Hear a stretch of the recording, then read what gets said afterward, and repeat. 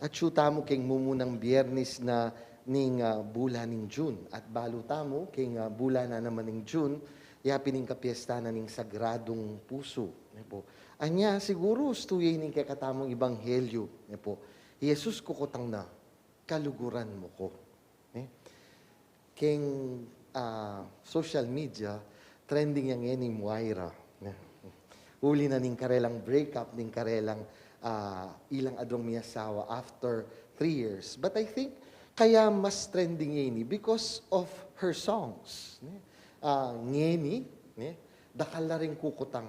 Can you also say those songs to yourself and to your husband? Pero metong sigurong dapat tamong kutangan mo munang dili. Po. Iyapin ini. Iyaitang mo muna, nino yung luluguran ta talaga? Whom do we truly love? At itamong Kristyano, yan dapat yung metong karing pakibatan tamo. Talaga bang kaluguran tayo Kristo? Do we truly love Christ? Nung i-Pedro, yan ay munguna karing apostol. He was already one of the apostles that was always mentioned in the gospel. Naka-importante po tang makalistala ring apostol, yang mumuna. Anyapin sasabihan tamo, yang mumunang papa. Pero kita nga ni pamurin ng Ginoo. Kaluguran mo ko. Anyapin dapat itamungan. We need to answer this question. Do you love or do we love the Lord? And it is a question that we always need to answer.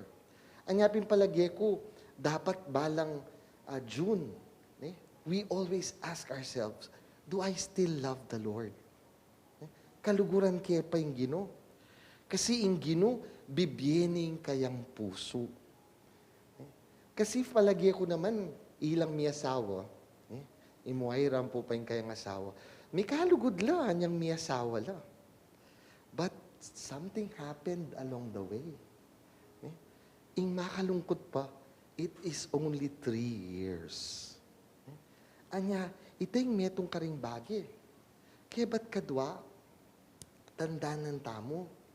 Love is not just a feeling. It is about caring. Anya, lawin yining kadwa ng kutang ning Ginoo. Kaya rin ang kita nga ni Pedro, sinabi ng makanyan, kaluguran mo ko.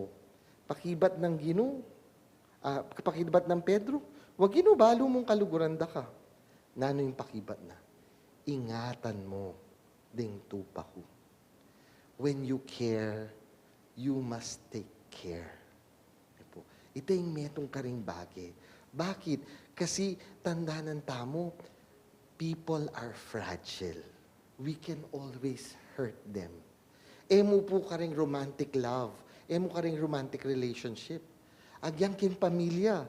Ning kay we take it for granted. Ning kay nano-nano nga sasabi tamo karela. Pero deep inside, they're also hurt.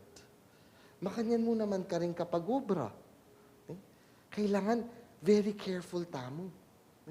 We need to know how to take care of people.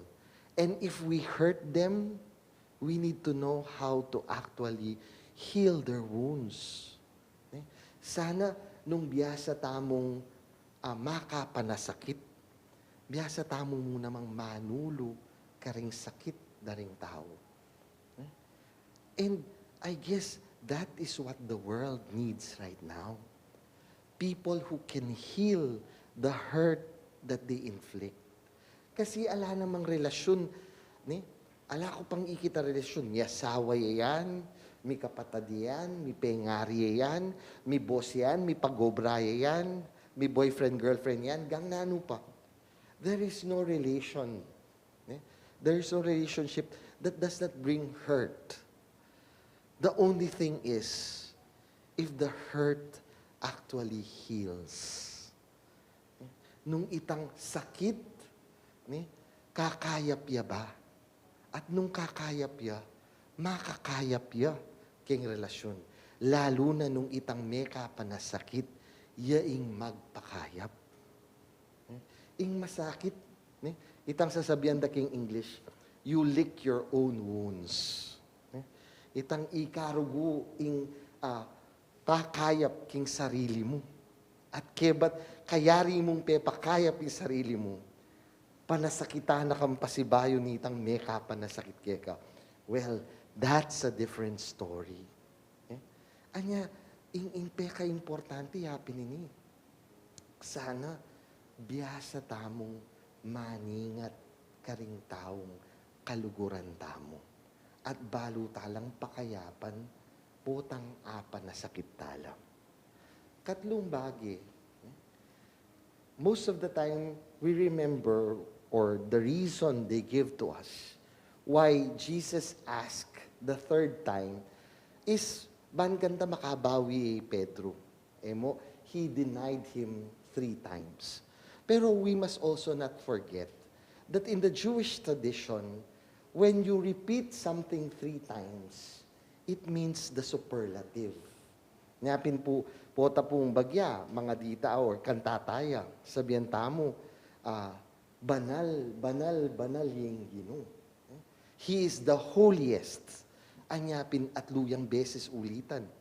Anyapin, ingkukutang ng Jesus kang Pedro, nalo, is your love superlative? And I guess Peter knew, deep inside, kumanbalo, ginunong miras saketang hangga ka rin ng lugod ko. Bakit? Balo mo naman ding kakulangan ko eh. You know my faults. You know my weakness. Balo mo nga niyan, Ginoo. Balo mo ng lingad na ka eh. Makanano mo pang sabihan, superlative yung lugod ko. Pero, nano po, sabi ng makanyan, Ginoo, balo mo yung sabla. Balo mo namang kaluguran na ka. In the end, our love is always short. But this love is not only one way. It always takes 2 persons to love or more. Anyapin dapat, ing lugod tamo, mangat muya. It feels what is lacking on the other party. Sana, mo kabud, kukutang mo, makananuya katinding lugod mo para kanako. Dapat kutnangan niya naman yung sarili mo. Makasandya kong punan, itang kulang king lugod mo.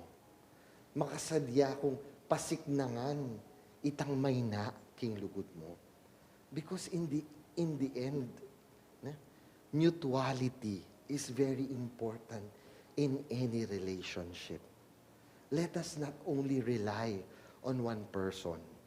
We need to know that when we are in a relationship, there must be mutuality. What is lacking in the other must be filled by the other. And what is strong in the other must be the strength of another. Amen.